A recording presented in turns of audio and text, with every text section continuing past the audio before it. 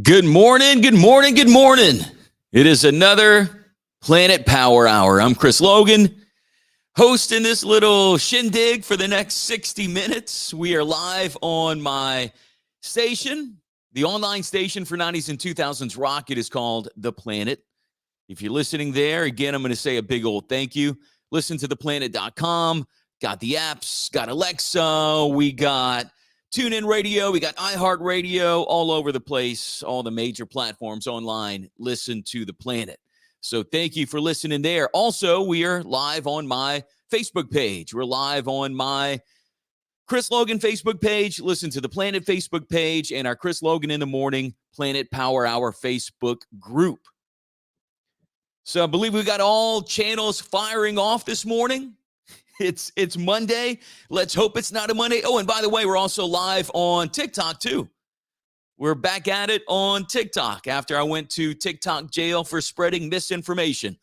If you're not following us on TikTok, it is at Listen to the Planet Online. You can check us out there. Also, remember, got my YouTube channel, Spotify, Apple Podcasts, Google Podcasts. It is a Planet Power Hour with Chris Logan if you want to go back and listen to previous episodes. So excited to get a new week started, a new day started. Quick thanks to Motor City for powering the morning show and our Power Hour, 1111 North University in Lafayette, and also on pretty much every social media channel too, Facebook, Instagram, TikTok. You can find them at Motor City. They got some great deals. I know they're kicking the year off right. We're going to be learning more from JP and the crew out there. Also, there's the Motor City Bayou Garage, which is on the backside of Motor City. It's their service center. So go and check them out today. Check them out this week. And also, quick shout out to the Bead King, Craig Spadoni. 2 stores are now better than one. The Bead King now has bead busters and float rentals in Youngsville and beads galore and more on Cameron Street in Lafayette. But it is officially Mardi Gras season. If you're all about Mardi Gras, you're probably excited. If you're not about Mardi Gras and you don't like it, you're probably pissed off. Justin, what's up, man? Good morning. Appreciate you watching. Appreciate you listening. On Friday, we had Chris Taylor Brown from Trapped on the Power Hour. Was cool catching up with him. Was a little bit sporadic. And again, we were live. We didn't record it. Their bus Trapped was late picking him up. So his time got jacked up a little bit and he had to board the bus while he was on the air with us. But I guess I can say we teased a little bit of trying to get Trapped to Lafayette. And I'm just going to say that could be happening. So make sure to listen to The Planet for more details on that. We may have something brewing, but I'll have all the details for you. Starting it off this morning with I-10, the overpass at I-49. DOTD offered some information about the status of the overpass. This was released late last week, and nothing really has changed. The spokeswoman for DOTD says, at this time, we are still developing a plan to address the bridge impacts. We hope to have more updates soon. So if you travel I-10 eastbound, not too good. If you're traveling through Louisiana, not that great down to one lane. But I guess one lane is better than that interstate being closed off, though. A spokesperson told KATC that it could be several weeks before contractors can even get to the site to assess the damage, meaning the existing lane closures are not likely to change anytime soon. Nothing is affecting the thruway or I-49 underneath. It's just all affecting I-10. But contractors haven't even begun to look and assess the damage. So it's going to be a pretty long time. But I passed by it for the first time late last week. And then again on Saturday night, heading to Broussard. And yep, big old gash in the overpass. But let's see, anything else worth mentioning in this story? Nah. Motorists are encouraged to use alternate routes along I-10 eastbound prior to US 165, LA 26, 13, 182. But it's going to be a while. Also, Buc-ees getting its first Louisiana location soon? Question mark. This story was from klfy.com, and I saw it this morning, and it piqued my interest because I've heard some rumors that maybe there could be one somewhere around here. Now, obviously, that Crowley Facebook post that came out, that was around Christmas? No, that's not going to happen there. But according to KLFY and also KTVE and KARD in Ruston, Buc-ees could soon have its first location in Louisiana. According to the Shreveport Times, Ruston City Council will vote a tax incentive package and a cooperative endeavor agreement for the project during a meeting on Monday. That would be today. A vote from Ruston City Council will be followed by votes from the Lincoln Parish Police Jury and the Lincoln Parish School Board on Tuesday. Buc-ees is currently negotiating the purchase of land on Ruston's western border at the new I-20 Tar-Button Exchange. So could we have our first Buc-ees in Louisiana? Quite possibly, but it will not be in South Louisiana. It's going to be up in Arkansas. I'm kidding. It's going to be up in North Louisiana.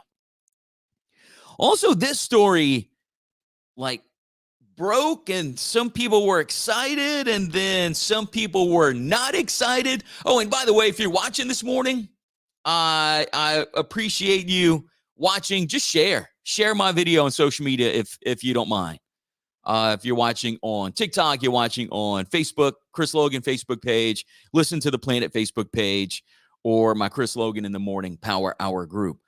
But Mel Gibson now will not ride in the Endmyion Mardi Gras parade in New Orleans due to public reactions and also threats. Now, there are some different stories. If you're watching along this morning, I'm pulling one up. Now, this is from NOLA.com. So obviously, it's a little biased, probably a little left-leaning, but I searched a couple stories, and I wanted to see what NOLA.com had to say about it. Because yesterday, I think it was Saturday night when Endmyion announced that they were going to have two grand marshals, Coach Fritz from Tulane and then Mel Gibson. And then boom, it all rolled down from there. And almost just as fast as Endmyion announced that Mel Gibson will be in the parade, they said that he will not be in the parade. And there was a post that someone I'm friends with from New Orleans typed out yesterday. And it says, 8 people shot yesterday, more carjackings, and God knows what else. But let's be upset because Mel Gibson was asked to be the grand marshal for a freaking parade. Literally got people all in their feelings. You'll need to put that energy into making the city safe. Then he says, he probably would have turned that invite down. Shaking my head. Come on, New Orleans. So if you're kind of in on that story, what do you think? I mean, should Mel Gibson be the grand marshal along with Coach? Or did Endmyion do the right thing and say, nah, Mel Gibson, don't worry about coming? So this is from NOLA.com, just hours after sparking controversy with its decision to have Mel Gibson to be the co-grand marshal of the 2023 parade. The crew of Endmyion reversed course Sunday and said that the actor and director, who is known for making anti-Semitic remarks, would not ride. Okay, so there we go. From the get-go, we know that Mel Gibson's put in that category. The organization's invitation of Gibson, whose well-publicized anti-Semitic remarks and other scandals cost him much of his popularity over the last 2 decades, has drawn threats, according to Endmyion President Dan Kelly. That was yesterday. Kelly wrote, the crew of Endmyion has received significant feedback about our grand marshal announcement yesterday evening. Some of this commentary includes threats that cause us great concern. It is in the best interest and safety of our riders, special guests, and everyone that welcome us on the streets. Mel Gibson will not ride as co-grand marshal for our 2023 parade. Jewish organizations, however, noted their displeasure that the invitation was extended to Gibson at all. In a joint press release from the Jewish Federation of Greater New Orleans, The Greater New Orleans Rabbinic Council and the Anti-Defamation League, a spokeswoman, wrote that the organizations were, quote, appalled that Endmyion chose Mel Gibson as the parade's 2023 Grand Marshal to begin with. They say there is still a great deal of pain associated with his name and deep wounds in the Jewish community. That came from Lindsay Bach-Friedman, the ADL's regional director. Quote, his choice as Grand Marshal of Endmyion was completely insulting and short-sighted. So as I mentioned, it began Saturday night when Endmyion broke word on social media that Mad Max star, Lethal Weapon star, Mel Gibson would be in their parade along with Coach Fritz from Tulane. Historical season for Tulane. Congrats to Coach Fritz and the team doing great things at Tulane. So they come, Mel Gibson, age 67, Academy Award winner, Golden Globe winner, Best Picture in 1995 for Braveheart.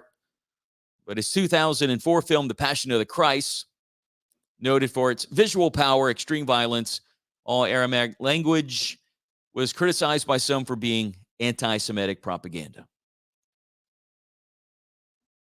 And Mel Gibson also began to speak more openly about his religious upbringings and beliefs.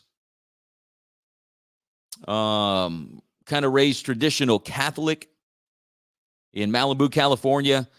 Mel Gibson reportedly built a traditional Catholic church where it's called the Church of the Holy Family. Mass is celebrated entirely in Latin, the way they used to do it a long time ago. In 2006, Mel Gibson was detained for speeding and driving while intoxicated.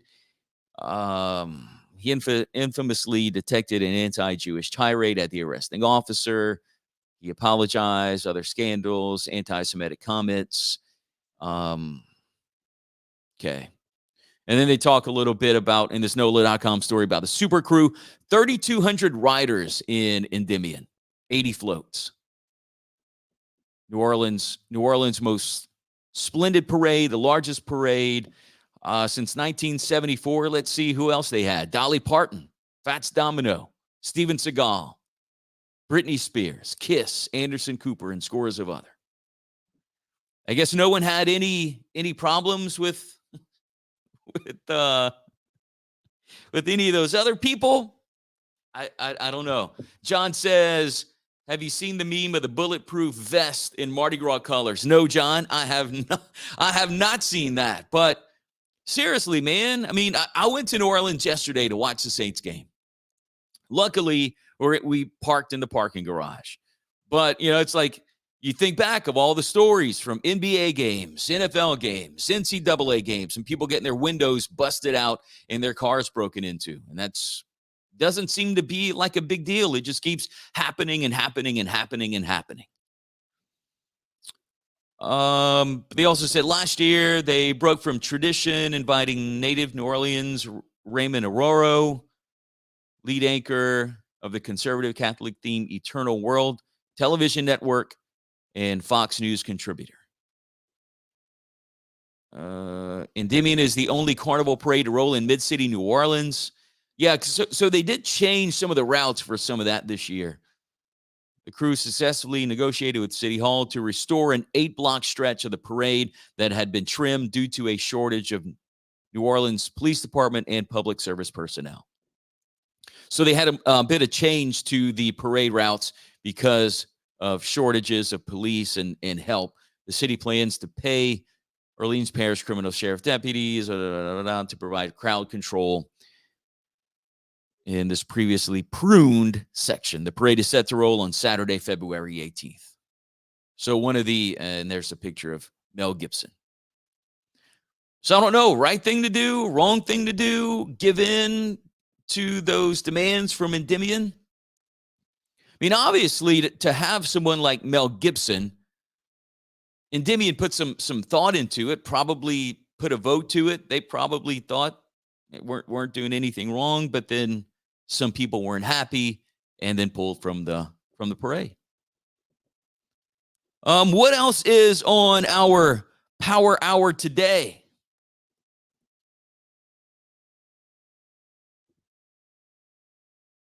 What else we got? Oh, morning fog. I didn't know this, and I've been reading a little more, and you see more people jumping into a cold bath or jumping into an ice bath in the morning, or at least for a few minutes during the day, and that's supposed to do a lot for your body and a lot for your mind. But is there some truth to that? Maybe.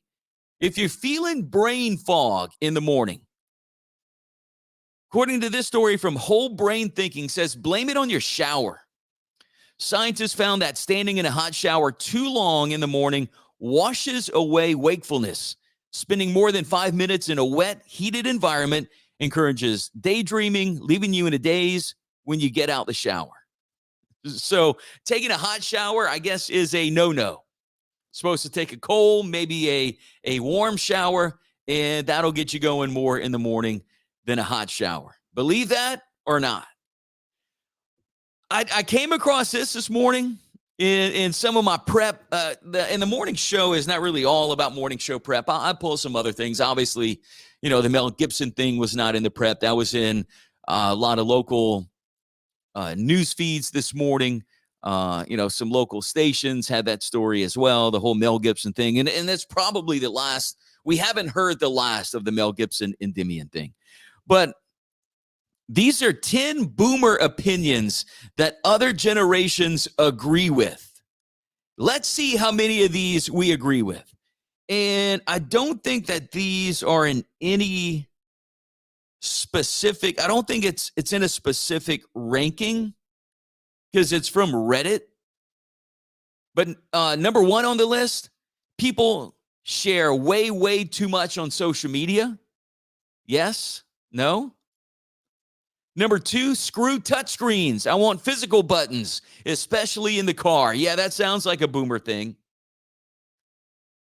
I mean, touchscreens, look, physical buttons are not coming back. Touchscreens are the way it's going. Number three, I hate going to concerts and seeing everyone with their phones up. That, man, and you see memes like that of an older person, maybe, I don't know, in a crowd. The one that comes to my mind now is this older lady. She's in the crowd for a parade, and everyone around her has their phone up taking some pictures. And there's this older lady who's just there smiling, like soaking it all in. And I get it. I do. But phones now can do all sorts of things. And one of the main things that a phone can do is take pictures. It can take video. You don't have to anymore carry around the big camera. You don't have to have a strap around your neck like Pops did back in the 80s with that camera. He had that big Canon on there when y'all went to the zoo and he took some pictures. You don't have to bring that anymore. You don't have to bring the camcorder that your pops put on his shoulder back in the day to film some footage when y'all went to the zoo or you went to Astro, wherever it is y'all went. Now it's our phones, and it's easier to capture memories that way. So I get both sides to their story. People who say just enjoy the moment, but man, it's so easier to capture the moment now with our phones, with our devices. Number three. Oh, that was number three. Number four, I never own an e-reader. Nothing compares to a real paper book. I have to kind of agree with boomers on that one. I mean, an e-reader's cool, but a good real paper book, I would take that over an e-reader. Now, let's. I'm 47 years old. Did I just turn 47 or did I just turn 48? It's sad when you don't know, huh? Let me break out my calculator. 2023 minus. Yeah, I'm 48. My bad. I'm not giving myself enough credit. So look, I'm not of the younger generation. I'm from the Gen X generation. So I guess I may lean more towards some of these boomer things here. Number five is I want to read articles online without entering an email, creating an account, or giving out my phone number. Yeah, kind of, sort of. But there's some things that if I'm really interested in something and I feel maybe I can get something of value from that place, maybe cool emails, maybe coupons, something like that. Okay, I'll give my email address. I'll give my phone number. But like if I go to New York Times, as I've done in the past here on the Power Hour to try to read a story, no, I'm not subscribing to the New York Times to read that story. I'm not going to do that. Number 6, I just want to speak to a real person on the phone when I call a business. Automated customer service lines are the worst. Yeah, man, maybe I'm getting close to my boomership, but I have to kind of agree with that. And that's all a cost-cutting thing by these companies, not having an actual person there to call the phone. Then you got to wait, and you know what you're calling these businesses about, but then like you're not sure maybe what category that falls under. So when they say press 1 for this, 2 for that, 3 for that, 8 for that, 2 for Espanol, whatever category it is, and you think, okay, I know I'm calling about this, but what button am I supposed to press? And you got to listen to it again, go through it again. Press 1 for this, 2 for that, 3 for whatever. But it would be nice to talk to an actual person when you call a company. Paper menus are far superior to QR codes. I don't know, far superior, but I don't mind if I go to a place and I have to scan a QR code for a menu. I know one of our sponsors, Mendez's Seafood Bar and Grill in Lafayette and soon coming to Youngsville, they've been doing QR codes for their menus, and I have zero issues with that. Boom, scan the code, and comes up on your phone. Number 8, I don't need a smart refrigerator or toaster. I don't need a smart refrigerator or a toaster. Maybe you do. Number 9, using apps for everything is annoying, like going to Disney World and not being able to do anything, include eat, unless you use the app. Okay, that's kind of like a boomer thing, and you're gonna have to adjust on that, because I feel that that's what it's coming to. Yesterday we went to Saints game. Everything was on the phone. Parking pass on the phone. Tickets on the phone. Everything right there on the phone. It's just a little more convenient. You don't have to have your paper ticket. You don't have to have the actual ticket in your hand. You don't have any passes, anything like that. It's just right there on a phone. Let's see. Okay, that was number 9. Number 10. It says, and this is a classic old person meme, but is it true or not? I really don't want people I don't know on my lawn. And that kind of comes with the get off my lawn deal that older people would say. But I mean, do you really want people on your lawn that doesn't belong? I think the answer is no. Got a couple moments coming up too. Not one, but 2. I had 2 today, and I was like, man, could I just do one? Or should I do both of them? And both of them they're not very long. They're kind of short stories. So I think we're going to get to both of them. And we have some time here in the Power Hour too. But coming up at about 8:45 this morning, going to be talking some football. Our final Planet Pigskin update, powered by Pass a Lick Cajun Seasoning. PassALick.com. They're at local stores here in Acadiana. Our Power Hour every Monday through Friday. We do it from 8 until 9. It's straight talk, daily headlines and stories. We are live on the planet, of course, because that's the number one place for the Power Hour, but also we got it going on social media. My Chris Logan page, our Listen to the Planet page, and the Chris Logan in the Morning Planet Power Hour group. Let's see. I got a couple pictures I'm gonna pull up, and I'll wait till we're done with the story before I do pull them up, because we got a couple mug shots and pictures to go along with these 2 stories. Let's start with this one. Oh, and by the way, if you're watching on social media, I know I asked you this when we started the show, but if you're watching right now, you're new, you're just joining in, share the link, share the live. However you're watching this morning on Facebook. Also to people tuned in on TikTok. Appreciate that. Let's see. So this moment here, a porch pirate wore woman's underwear on his head as a mask.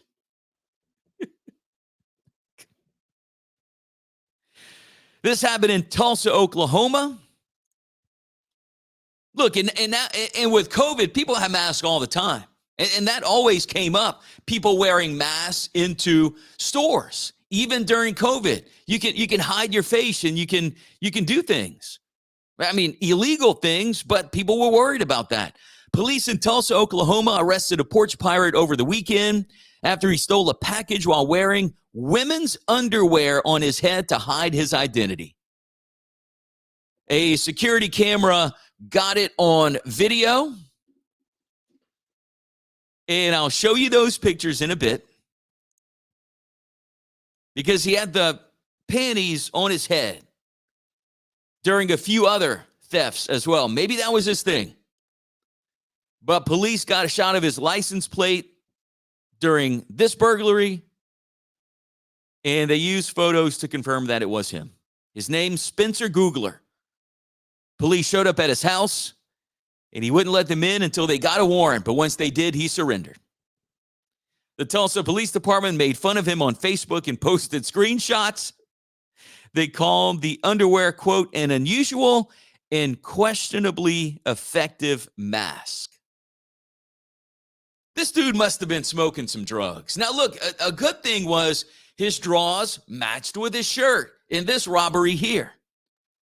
But Spencer's facing multiple charges for larceny, grand larceny, and knowingly concealing stolen property.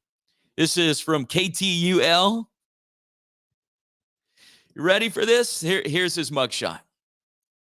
For those watching, my boy took a pair of women's panties and just kind of put them upside down. The legs part, like where you put your legs through, is on the top. And then the top part of, or I guess maybe the front part of the panties are kind of like on his face and just covering his eyes. So I don't get what he was trying to do with this. And then here's his official mugshot. This is what he looked like.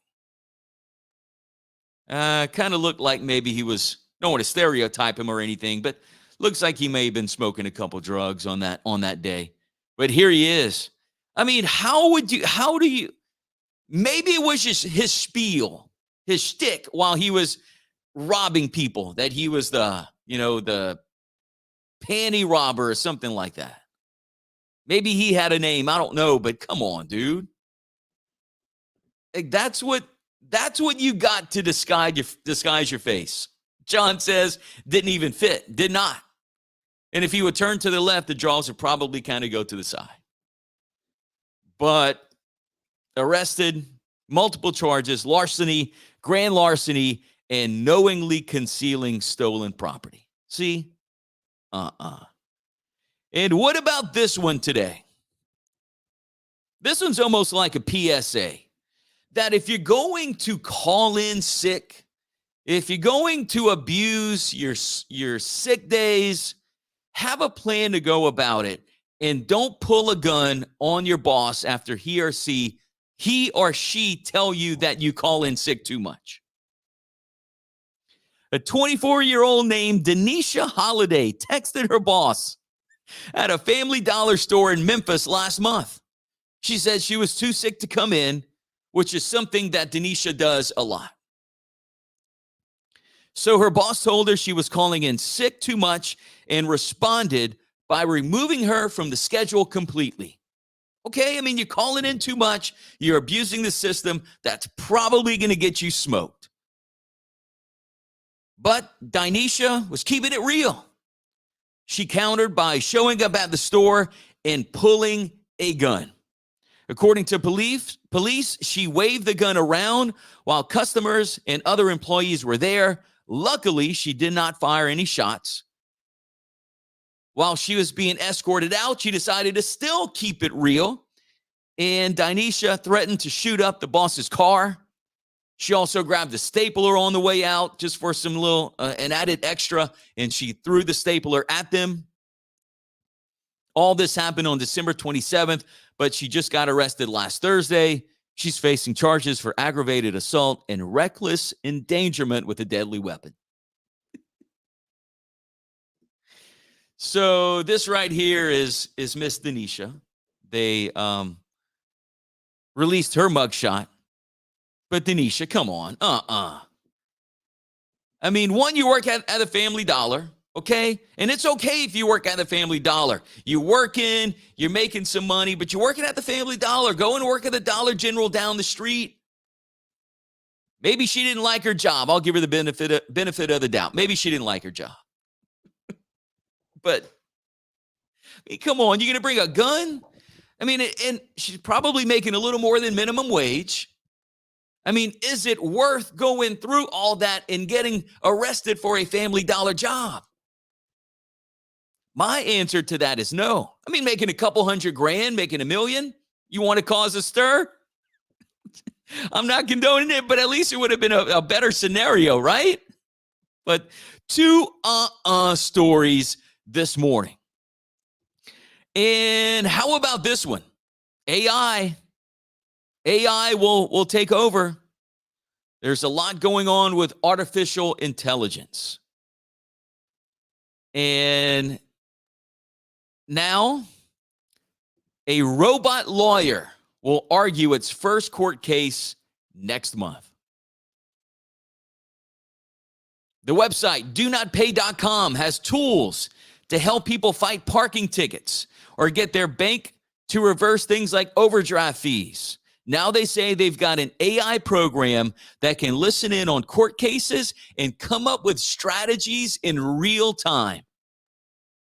They're using it to help someone fight a speeding ticket next month. Somewhere in the U.S., they haven't revealed where. Could be maybe some legalities. Maybe they're not even going to allow this AI robot to speak on the behalf of this person in a speeding ticket. Most courtrooms don't allow electronic devices that connect to the internet. So they picked one that allowed for Apple AirPods to be used as hearing aids. The person fighting the ticket will have AirPods in while the robot lawyer listens in through their cell phone and tells them what to say. The CEO of Do Not Pay says the judge will definitely not know what's going on. They're also planning to use it in another speeding ticket case soon. That's happening over Zoom. So they're not going to be in the courtroom for that one. But an AI robot lawyer helping out this person fight a speeding ticket. Maybe I should have looked into that. But donotpay.com is the website. I'm going to have to check that out. I haven't heard about that. They help people fight parking tickets or get their bank to reverse things like overdraft fees. But isn't it crazy with AI? I mean, dude, everything from, you can now edit podcasts and audio pieces and podcast videos with AI. A buddy of mine that I DJ with got pitched this AI system to help reply to emails and people who are looking for more information and help kind of, keep his leads all in one system and communicate with them. I mean, it's crazy what this AI stuff can do. But so like coming back and one thing that I first kind of had some or kind of looked into AI stuff was to edit podcasts. And I didn't really use it. It's this website, I think it's Descript.ai.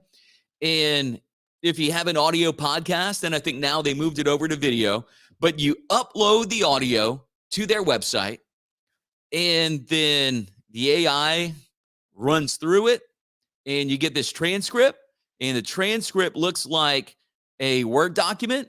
So if you go to where you had a mistake in your podcast, too many ums or uhs, or you had some silence that you want to cut out, you would simply go to the Word document that was supplied to you, you highlight it, and you delete it, just like you were deleting a normal Word document, and it would take it out of the podcast. And then there was an update coming, which by now probably happened already.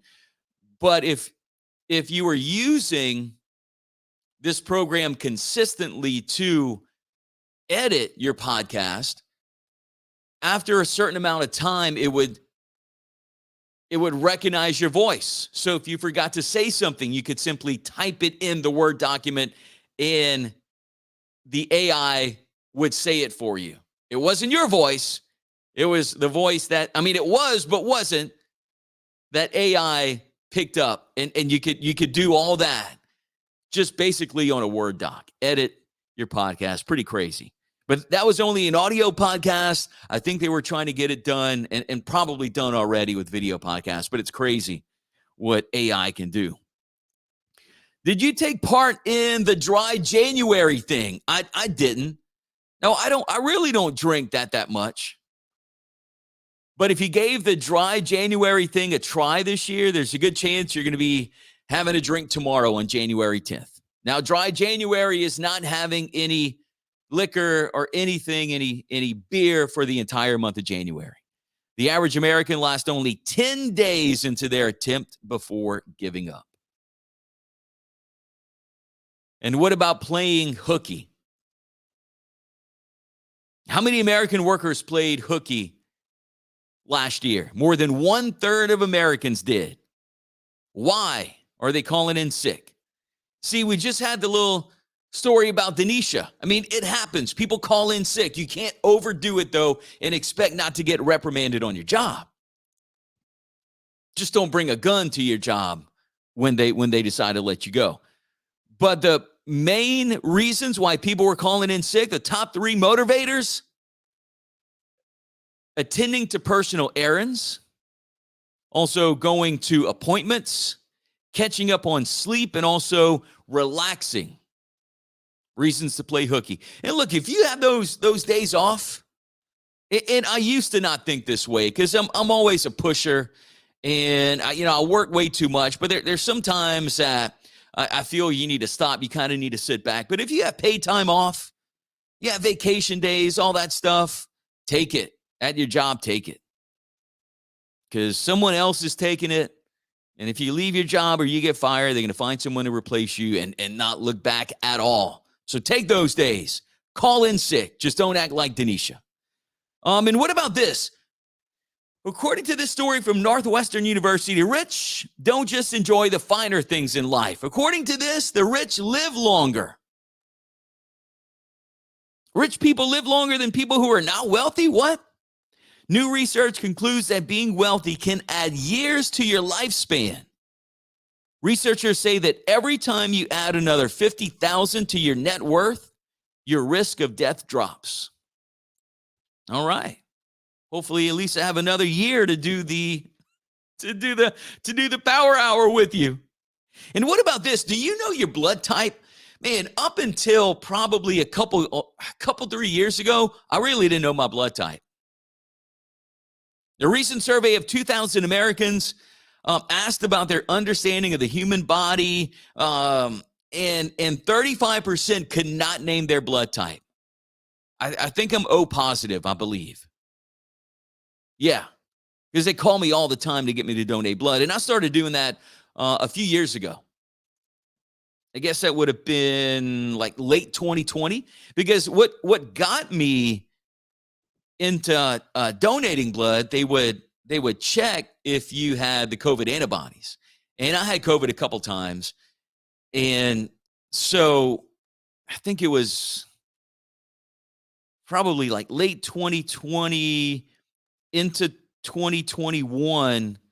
I was still positive for antibodies when I would go and donate blood. And again, that was kind of one of the reasons that I didn't want to get the thing. And then, so it was October of 2021 when I was let go of my job because of that. And, it was still showing as of my latest blood donation that I still had antibodies in my blood. And that could have been like 6-8 months, like a year after. Crazy, right? But O positive. And I get emails, I get calls, I get everything. I think Motor City, I'm going to have to check their Facebook page. I believe Motor City has a Vitalant blood drive coming up either next week or the week after. And I'll probably go ahead and donate some blood there too, because I get calls, I get emails. If I would get texts, they'd probably be texting me all the time to go and donate. Would you want to go ahead and start our Planted Pigskin update? Kind of like our final one for the season? Dude, I can't believe that football season is, I'll call it, just about over. College just about over. When's the national championship game? Is that tonight? You see how much I've been busy? Is that tonight? Hang on. NCAA national championship game? Yeah, today at 6:30. Okay, dang, I totally missed that. Number 3, TCU against number 1, Georgia.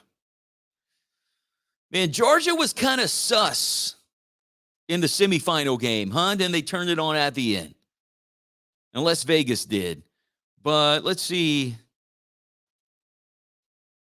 This is from CBSSports.com. Kind of wanted to see the line and all that. This is talking about prop bets.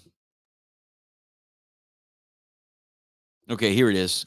This one has game odds and all that stuff. Number 1 versus number 3. Who do you think? Who are you going to take? Got to scroll through a bunch of stuff to get there. So the spread, Bulldogs at minus 12.5. The over-under 63.5 points. The Georgia money line, let's see, TCU Georgia money line. Bulldogs are at minus 450. Horned Frogs are at plus 350. The Bulldogs are 24-8 against the spread in their last 32 games. The Horned Frogs are 10-3-1 in their last 14 games. So I don't know. What do you think? I think I'm going to go with Georgia. I mean, after the season Georgia had, I think I'm going to go ahead and. Oh, Dwayne says, please, Georgia cover. Probably so. Dwayne probably bet 35 cents on that game. He's he really likes to do the online betting thing, and he probably bet 35 to 55 cents on that game tonight. But I mean, with that, the NCAA football season is going to come to an end. It just seemed like that flew by. Cajun season's done. LSU season, they're done. LSU fans were excited about that win against Purdue, even though it was a depleted Purdue. Would even a good Purdue team, or if they would have had their team intact, their coach intact, everything intact the way they should have in that bowl game, I still think LSU would have won. But, and look, they won big. But, I mean, it just gave LSU fans a right to flex on something that probably some of them didn't know how depleted Purdue was. But, yeah, I mean, they were playing like the C team. But anyway, LSU had a great season. Saints, not much of a great season. I said that they would be 12-5 and ended up being 7-10. John says, I'm glad the Saints are done. The season was torture. It was. And how did, let's see, NFC, let me search it. NFC South standings. So the Bucs go to the playoffs with a losing record. Bucs number 1, champs at 8-9. Then the Panthers, because we lost to them yesterday. Good God. How could we lose that game yesterday? Need to make a couple field goals. That would help. A little conservative at the end when we shouldn't have been. And maybe Dennis Allen was playing for overtime, and we lost. But Panthers are 7-10. Saints are 7-10. Falcons 7-10. What an atrocious NFC South. And I thought the Saints are going to win it at 12-5. For those of you that call me crazy, dumb, stupid, I didn't take it personal. I didn't. But I had high hopes. I had high expectations. I thought 2 was going to bring us to the promised land. And they didn't let 2 play. They let 14 play. Yesterday when we were watching the game, I went to the game yesterday. We saw 2 warming up on the sidelines. And I told my buddy, I'm like, that's it. And this was I think it was a little bit after halftime. And 2 was throwing some balls, which if you don't know, 2 is Jameis Winston. And I told my buddy he also thinks that Jameis should have gotten a shot once he got back. healthy. And I was like, that's it, man. We're about to witness the biggest comeback, the highest scoring second half in NFL history. We're about to witness it today in the Superdome, hoping that Jameis Winston would make his way to the field. And he didn't. Will we see Jameis Winston next year? Probably not. Will Andy Dalton be our starting quarterback next year? I hope not. Will we see Dennis Allen on the sideline as a head coach? I hope not, but I'm not sure. I'm not sure there. Michael Thomas agreed to restructure his deal. I think he's gone. Chris Olave, I know he's young, and I'll give him the benefit on the doubt on that. I think he could be another Michael Thomas, another Marcus Colston in the comparison of where it comes to being a marquee receiver. I'm not comparing his play to anyone. If I had to compare his play to somebody, he may be more of like a Michael Thomas. But I don't want him to be like a Michael Thomas. Let him be a Chris Olave. And I know he's young, but yesterday he had that fumble. He had a couple catches that he should have made that he didn't, but he did have that touchdown. And it's his first year in the league. He'll adjust and hopefully move up in there. But I hope we have somebody to throw to. You know, what's going to happen with Coach Sean Payton? Will he come back to the Saints? I don't think so. Is it going to be Denver? A lot of talk about Denver. And what will the Saints get in exchange for Sean Payton? There's going to be a lot happening in the offseason. And the NFL likes that. Because, I mean, when is the draft? That's in April now? Or did they move it up to March? You know, but you got the combine, you got the draft, and then you have summer workouts, and then you have preseason games. The NFL now is almost like, even though they don't play games the entire year, they have it to where there's some kind of headline or something going on throughout the entire year. But I didn't see the Saints at 7-10. Also, although Seth, who hosts the Loud Hour, told me this weeks ago, he said, I'm telling you, dude, 7-10. 7-10 for the Saints. And I'm like, nah, man. And then look, Saints finish at 7-10. And look, I was also totally wrong for the final 4 games of the season. I thought that at the bye week, we talked about this. You can go back, check tape if you want, check recordings. I said that the Saints would only beat Carolina at the end of the season, that we would lose to the Falcons. I said that we would lose to the Eagles. We all thought that. I said that we lose to the Browns. It would be too cold for the Saints. We won those 3, and I said they would beat Carolina, and we didn't. I was totally wrong about this season. I also wanted to talk about this. Is this kind of a too soon thing? Check out this Steelers celebration after a sack yesterday. This kind of sort of went viral. Different people sharing this clip. Let's see, but it was, hang on, I had it in my notes. And maybe if I can, see if I can pull it up. Hang on.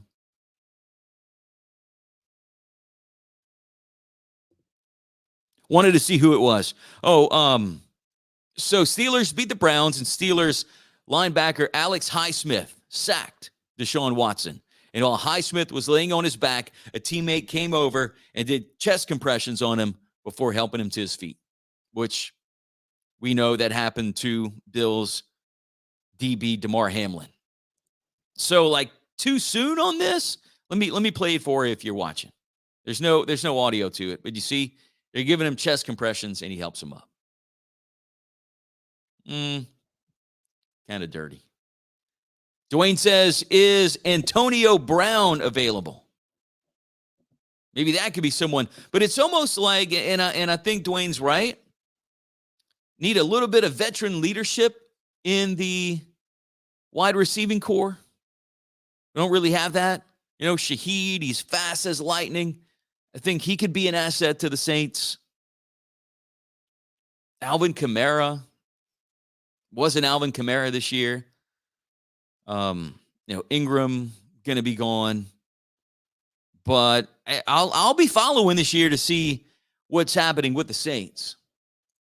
So how does the NFL playoff picture look? I'll share this with you too if you're watching this morning as we talk about it. But this is the playoff picture. 2022 NFL playoffs on the NFC side. Seahawks taking on the 49ers. Giants facing the Vikings. Cowboys facing the Bucs. And the Eagles get a bye onto the divisional rounds.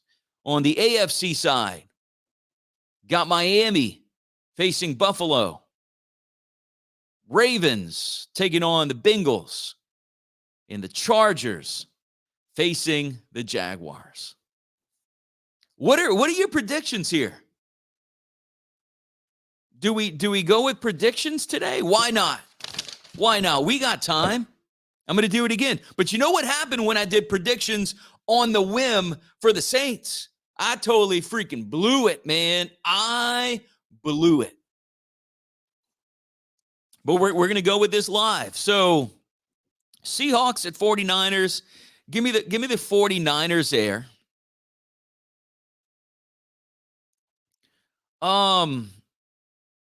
Giants at Vikings.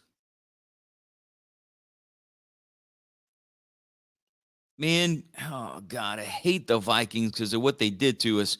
Give me the Giants. Cowboys at Bucs. How do you pick that game? How do you pick the Cowboys at Bucs? It's like you picking the lesser of two evils. But Cowboys are not bringing it. But I don't want to see Brady go. I can't believe I'm doing this, but I got to root for the Cowboys. Dolphins at Bills. Obviously, with DeMar Hamlin, got to go with Bills. Ravens at Bengals. That could be a better game than I think some people believe it could be. Boy. Give me the Bengals. Give me the Bengals and the almighty Joe Burrow, right? Chargers and Jaguars. I'm going to go ahead and pull for the Jaguars there. Those are my picks. I'm going with the Jaguars. Now, to make it to the Super Bowl, just kind of looking at it right here today.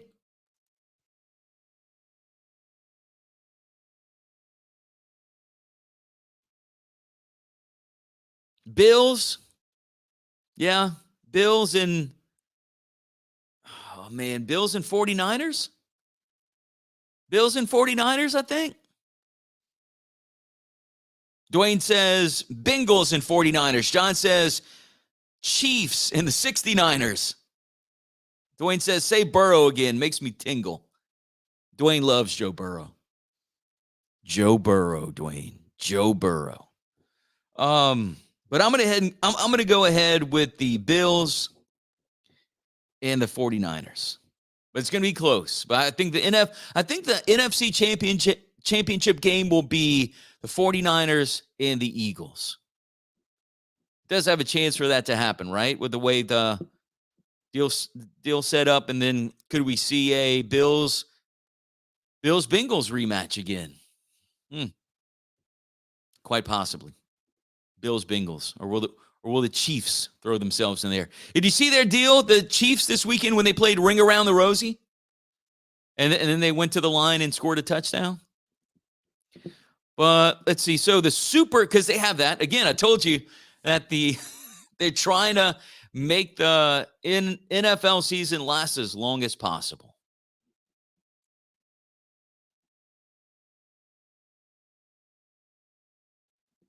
Let's see. So Super Wildcard Weekend will kick off in Santa Clara, California.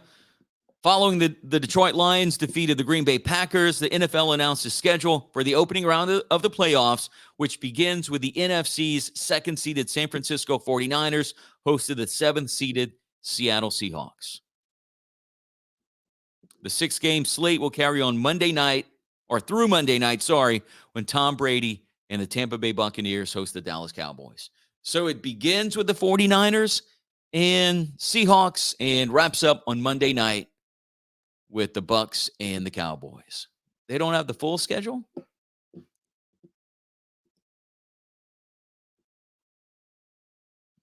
Oh, here it is. I had to scroll down a little bit more. Come on, Boomer, scroll down a little bit more. So 3:30 on Saturday, Seahawks and 49ers. Then 7:15, Chargers and Jaguars. That's going to be on NBC. The 49ers and Seahawks will be on Fox. On Sunday, Dolphins, Bills on CBS. That's going to be a noon kickoff. Then a 3:30 kickoff, Giants and Vikings on Fox. Then Sunday night, Ravens and Bengals, 7:15. It's going to be on NBC.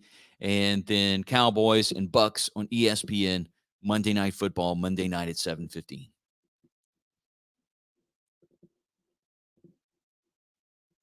Could the Saints have made some noise if they would have got in? At first, I thought no. Like at first, I thought it would have just, they'd have let us down. And I still kind of think that, but you know, and looking now, hindsight being 2020, could the Saints have beaten the Dallas Cowboys? Very easily, yes. I mean, I think Tampa Bay can. I'm pulling for the Cowboys because I can't pull for Tampa Bay, but could it happen? And could we have beat the Cowboys? Talking about the Saints as in we, I think we could have. But we didn't. And we're going to have to look forward to next season.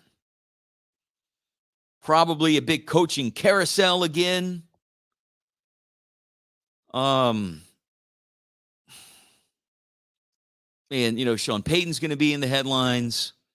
There's going to be a lot going on in the offseason in the NFL. But getting close to wrapping up our Planet Power Hour today. Appreciate you listening. Appreciate you watching. Make sure to tell someone about the planet today. Tell someone about the lives coming up on Facebook. We do it each and every Monday through Friday from 8 until 9. Also, a couple new shows on the station wanted to remind you about. We have Seth bringing his local rock show now called Louisiana Loud Hour, or just the Loud Hour. And with the Loud Hour, it's local rock music. So Seth has been doing that show on the FM side of things for many, many years. He decided to come over to the planet, now doing it on the planet. You can find the Loud Hour, Louisiana Loud, on social media. So maybe if you have a local rock band, you want to get your music on, you can shoot us a message on our Planet Facebook page. Or you can find the Louisiana Loud Hour and find Seth on Facebook and shoot him a message that way. And then Ty brought his show, The Grindhouse, to the planet. Oh, by the way, the Loud Hour every Sunday night at 6. And then the Grindhouse with Ty every Sunday night at 8. If you're into metal, into your face bleeding, then that's your show. From 8 until 10 every Sunday night, the Grindhouse. And then I started something new on Saturday.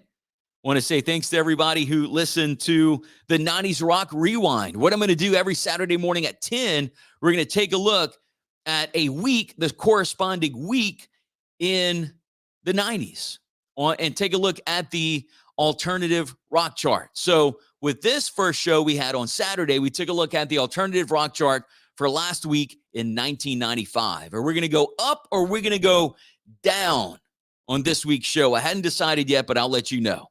And then also we'll have an update on maybe having Trapped do us a show very soon. We talked to Chris Taylor Brown on the Power Hour on Friday. We'll have details on that coming soon as well. So thanks for listening this morning. Appreciate you listening to the planet, watching along. Have a great rest of your Monday, a great start to your week, and I'll talk to you tomorrow morning on Tuesday.